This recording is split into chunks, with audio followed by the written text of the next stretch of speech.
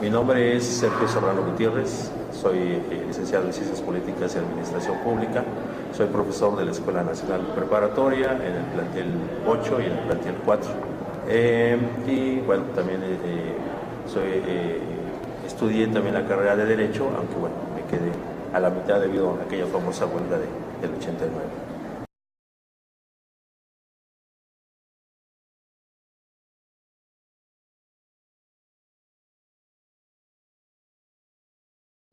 Con el propósito de que su política contrastara en el régimen anticomunista, Ruiz Cortines dio comienzo a una nueva etapa de austeridad y modernización. ¿En qué consistía esta?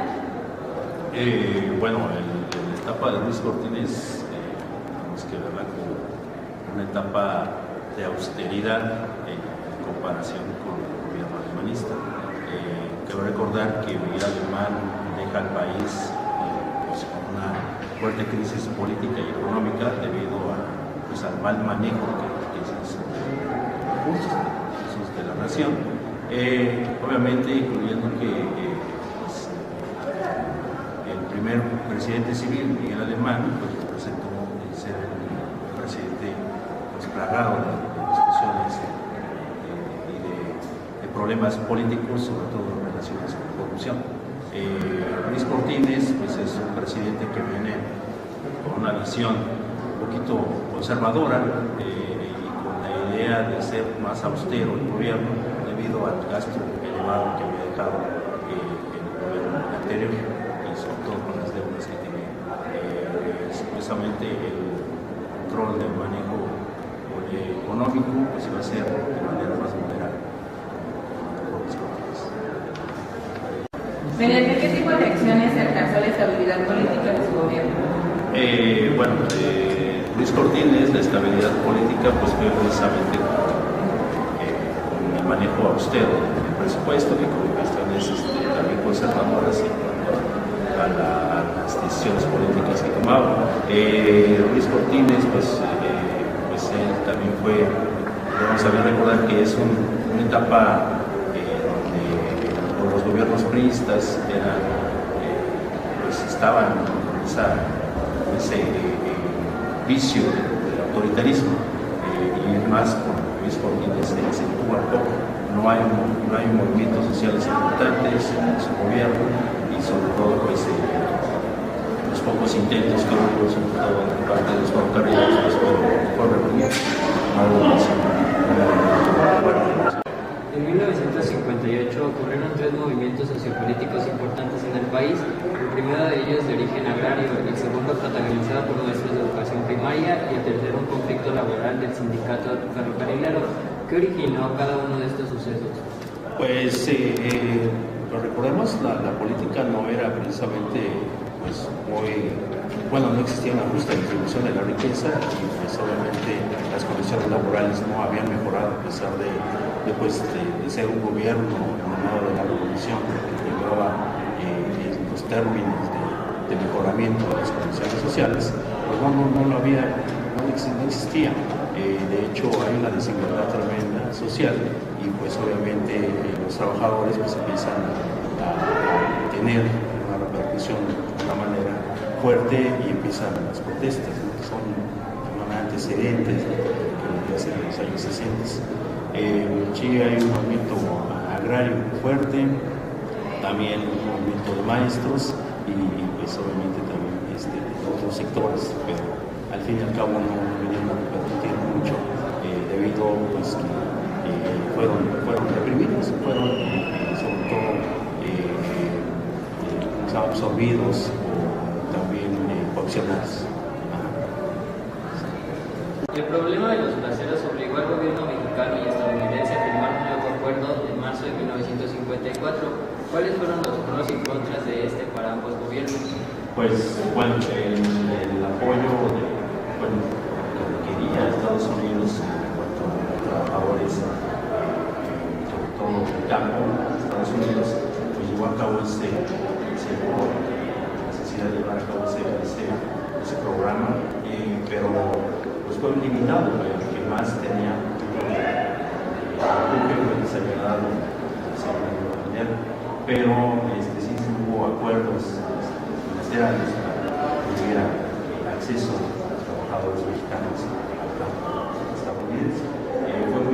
parte, pues bueno, sin embargo, pues, fue pues de alguna manera una apertura a Estados Unidos para la gente que necesitaba para trabajar en trabajos pesados.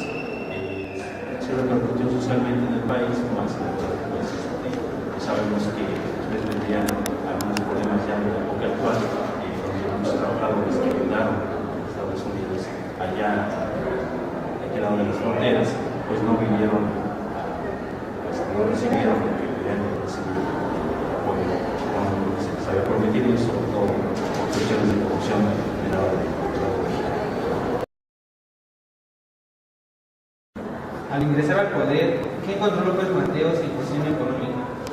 A pesar de que el gobierno de Luis Cortines se había jactado de ser un gobierno muy austero, de todas maneras, al final de su gobierno terminó habiendo problemas en cuestiones económicas y sobre todo en problemas de corrupción.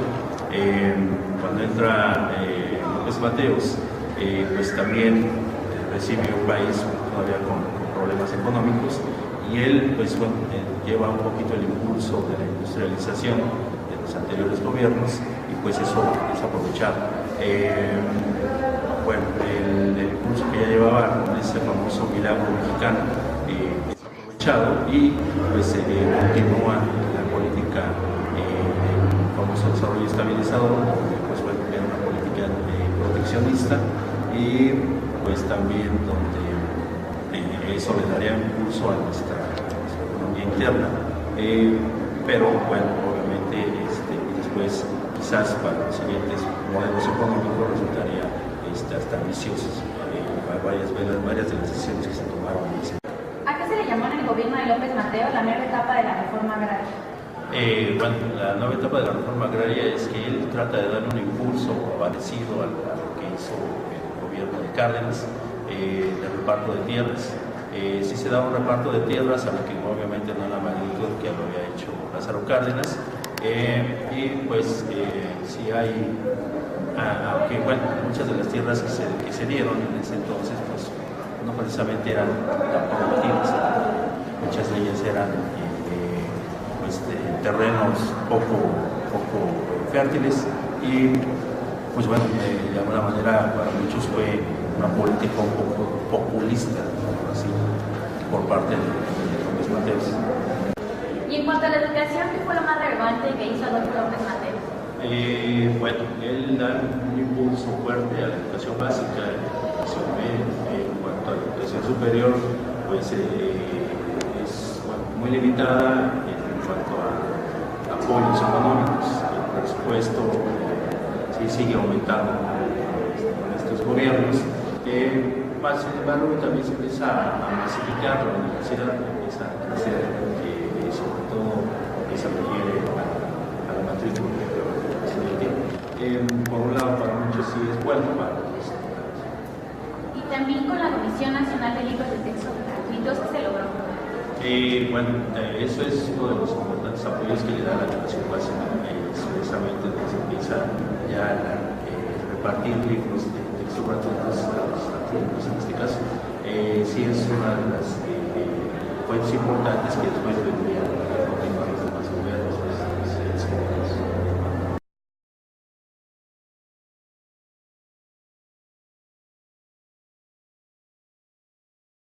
¿En qué consistía el Tratado de Tlatelolco?